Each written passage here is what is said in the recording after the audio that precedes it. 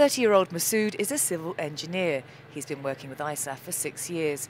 When a new building contract comes up, his firm will put in a bid, competing against an average of 4 to 5 other Afghan companies. So while they have a new job, they will share it with some companies who has experience regarding that job, and then they will collect the bidding process and the quotation. So the one who was the best and with a good price, they will choose that one, maybe me or somebody else. NATO is increasingly trying to put money spent in Afghanistan back into the hands of Afghans. 6 months ago, NATO launched a policy called Afghan First, which is aimed at getting countries to procure more locally. This creates jobs and helps boost the economy. It's something Afghans have long been waiting for. They should come to us because, first of all, they have very high security and an Afghan cannot go inside their camp or near them. They should come to us because the rule of trade is that the client goes to the trader to buy. Well, at first, all contracts were for Afghans. Now there is no chance for Afghans. At the beginning, we ourselves used to supply wood to ISAF camps. I used to supply wood to Bagram, now it's over.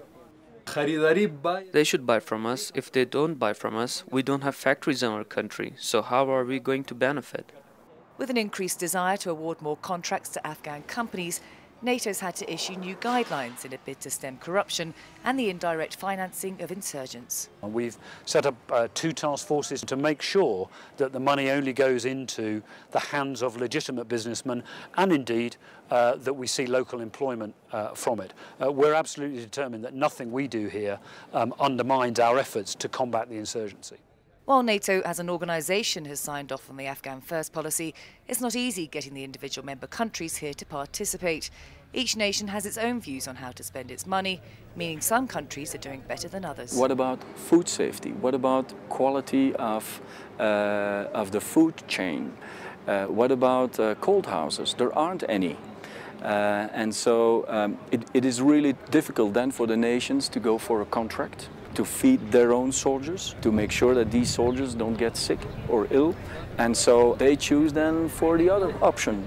Another argument that's made against awarding contracts locally is that Afghan companies are sometimes accused of not being up to the job and not having the skills or staff to complete the project.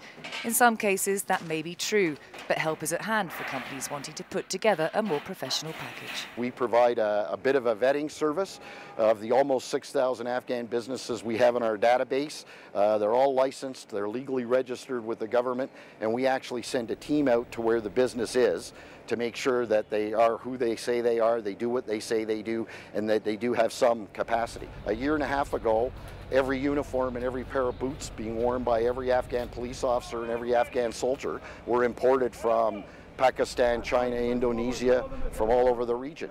Now, the vast majority of them are being produced here in Afghanistan. Melissa Preen in Kabul, Afghanistan for the NATO Channel.